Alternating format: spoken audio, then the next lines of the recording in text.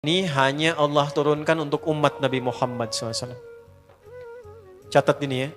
Dan saya belum pernah bagi dimanapun yang ini, yang versi lengkapnya. Kalau bisa dilakukan, bukan hanya dosa digugurkan. Tapi setiap hurufnya mempercepat terkabulnya doa kita di hadapan Allah Subhanahu wa Ta'ala. Ya. Ada 2 surah di dalam Al-Quran yang bila 2 surah ini dibacakan, itu setiap hurufnya dihitung bisa berpotensi menggugurkan dosa sekaligus mengabulkan doa-doa yang dimintakan. Sepanjang doa itu baik untuk urusan dunia akhirat kita. Kalau salah satu kurang baik diperbaiki oleh Allah. Misal dunia baik tapi akhirat tidak, maka diperbaiki oleh Allah kepada yang lebih baik.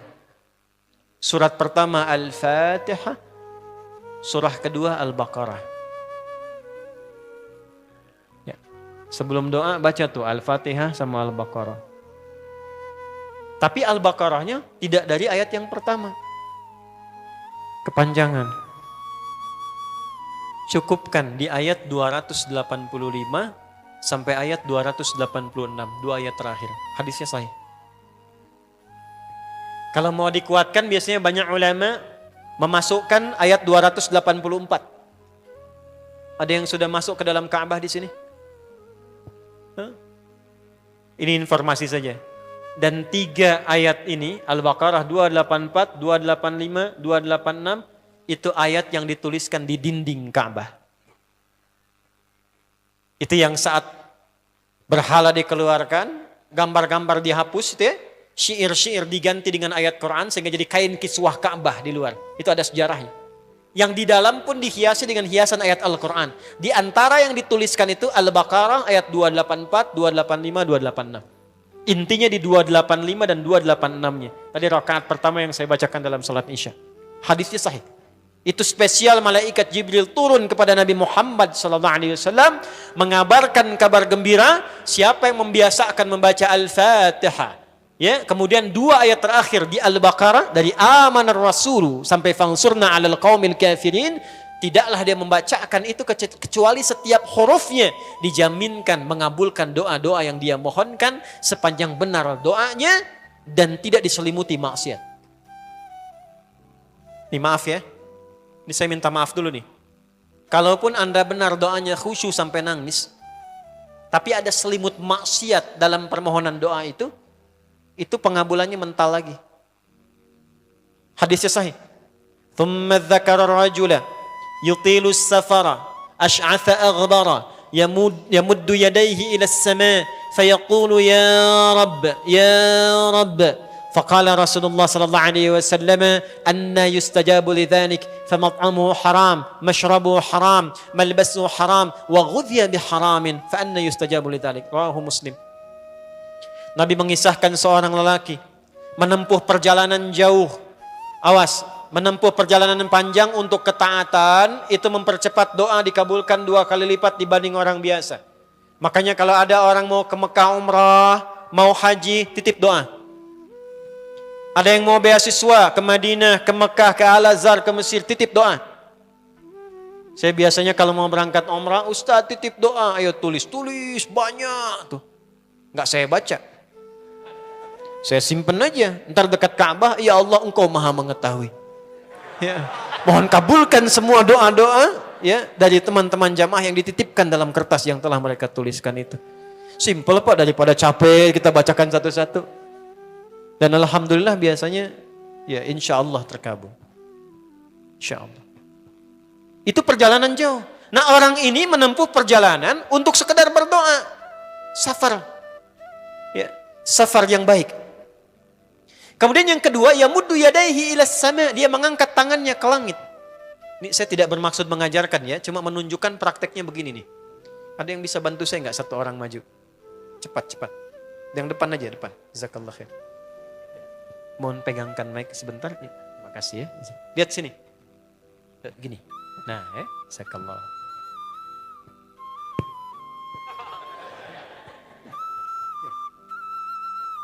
Nah, gini ya. Ini tangan, lihat telapak 2 ya. Berdoa itu sesuai porsinya, dan ikuti caranya Nabi. Kalau doanya formal dalam sholat dan diikat dengan gerakan, jangan kreatif.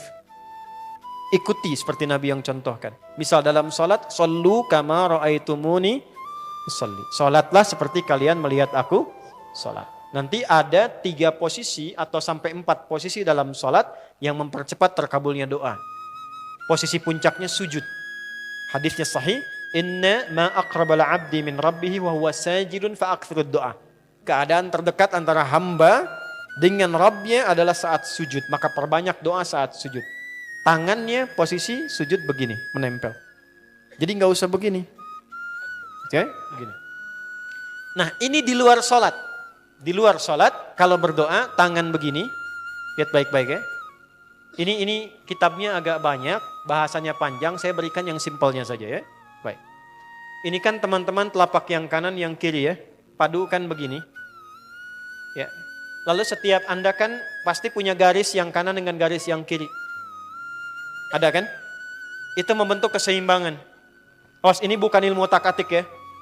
Ini ada sanadnya nih.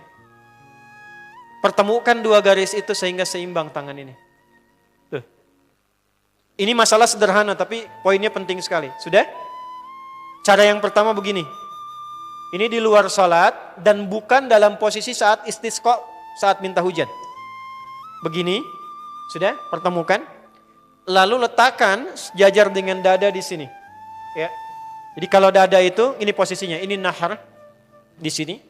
Ini ada rongga dari bagian atas dengan perut, ada rongga kosong. Nah ini yang disebut dengan sodrun di sini. Ya, kalau kita meletakkan telapak tangan saat sholat begini, letaknya di sini. Yang ini perut, yang ini nahar. Doa itu di sini. Jelas? Semakin kita memohon dengan lebih sangat, naikkan sedikit begini. Sudah? Kalau istisqa minta hujan agak lebih tinggi ke atas. Nah ini cara mengangkat yang standar di sini untuk memohon. Jelas? Oke, jazakallah khair. Nah ini orang ini dia mengangkat tangannya. Jadi melakukan perjalanan jauh, mengangkat tangannya, ya muddu yadaihi ilas sama. Orang yang berdoa dengan mengangkat tangan itu dijawab doanya oleh Allah lewat keterangan Nabi SAW. Itu bisa al-kamakala 2 kali lebih cepat dibandingkan dengan orang yang tidak mengangkat tangan saat berdoa. Jadi Anda cuma sekedar doa dengan mengangkat begini, itu lebih cepat potensi dijawabnya dengan mengangkat doa. Ada seorang bertanya pada Nabi SAW, hadis sahih, ya Rasulullah, bagaimana pendapatmu dengan seseorang yang meminta kepada Allah dengan mengangkat tangan al-kamakala? Lalu Nabi mengonfirmasi, bertanya balik, bagaimana kalau ada seseorang memohon kepada Anda dengan mengangkat tangannya? Pak, tolong Pak, tolong Pak, tolong. Gitu kan? Di depan rumah Anda, 1 jam begitu Pak, tolong Pak. Kira-kira Anda beri atau tidak? Beri.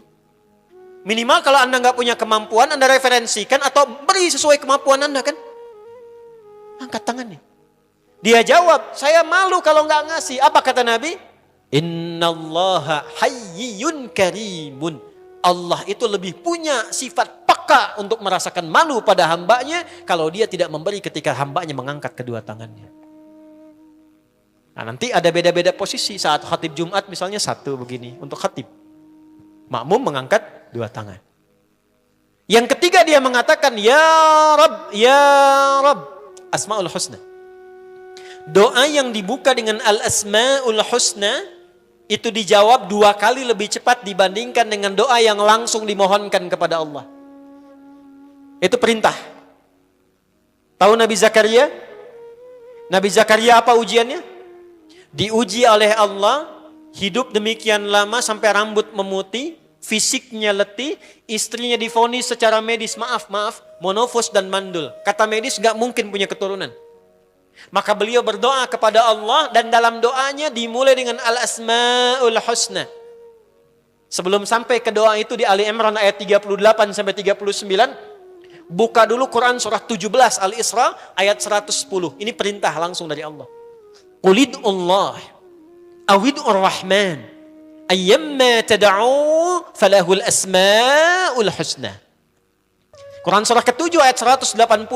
Walillahil asmaul husna fad'uhu biha. Fad'u biha. Qul Allah, kalau engkau punya masalah hambaku, dan tidak ada di dunia ini yang tidak punya masalah. Quran surah kedua ayat 155. Wala nabluwannakum bisyai'. Setiap yang hidup itu, aku pasti akan uji dengan masalah. Itu kata Allah. Jangan disimpan sampai di situ, teruskan. Bukan untuk membebani hambaku dengan masalah, tapi untuk menaikkan kualitas hidupnya sehingga menjadi lebih baik. Jadi ketika Allah titipkan masalah itu, bukan ingin membuat kita bermasalah. Tapi dengan masalah itu kita diuji supaya kualitas hidup kita menjadi lebih baik. Ini Anda yang kuliah di UPI di sini, ada ujian nggak? Ada. Untuk apa ujian itu diadakan? Supaya bisa melihat kualitas peningkatan ilmu Anda dari masuk sampai naik tingkat. Kalau nggak ada ujian, nggak kelihatan kualitasnya bertambah. Logikanya begitu. Dan tidak mungkin Allah menguji seorang hamba di luar batas kemampuannya. La yukallifullahu nafsan illa. Jadi nggak ada orang yang hidup yang tidak punya masalah. Karena rumusnya mengatakan hidup berbanding lurus dengan masalah. Yang hidup pasti punya masalah. Yang tidak ingin punya masalah, tidak ingin hidup. Karena orang yang tidak hidup, yang hilang masalahnya, selesai hidupnya. Baik. Siapa yang tidak ingin punya masalah? Angkat tangan. Baik. Siapa yang ingin punya masalah? Alhamdulillah. Baik. Yang lain wallahu a'lam. Nah, kulit Allah kalau sedang diuji masalah, kan yang ngasih siapa? Yang nitipkan siapa? Yang punya solusinya siapa? Kalau Anda tahu yang punya solusinya Allah, kenapa curhatnya bukan kepada Allah? Kan sudah dicontohkan di Quran, kalau punya masalah curhatin ke Allah. Quran surah 12 ayat 86, sejak era Nabi Yakub, masalah di rumah tangga, anak bermasalah curhatnya pada siapa? Allah. Innama ashku bathi wa huzni ilallah. Aku tuh kalau punya masalah, sesedih apapun, curhatnya Allah. Bentangkan sajadahmu, curhatkan dalam sujudmu, tingkatkan takwamu. Wa may yattaqillaha yaj'al lahu makhraja. Quran surah 65 di akhir ayat yang kedua. Bentangkan sajadahmu, curhatkan, habiskan dalam sujudmu, keluarkan tangismu. Sehingga bebannya jadi ringan. Walaupun solusi belum datang, hatinya sudah tenang. Yang diperintahkan panjangkan sajadahmu, bukan panjangkan statusmu. Kita sudah tahu ayatnya, paham ketentuannya, tapi kenapa prakteknya ditumpahkan di Instagram, di Facebook, bikin vlog di YouTube, hanya untuk curhat saja. Dan ironinya dalam hal yang demikian tahu yang menyelesaikan Allah. Sekarang tambah bonus, aminkan ya. Yang mengaminkan doa ini mudah-mudahan dihilangkan masalahnya. Puguma mana nanti bermasalah kene di dia. Itu gimana kumaha tuh teh? Paham?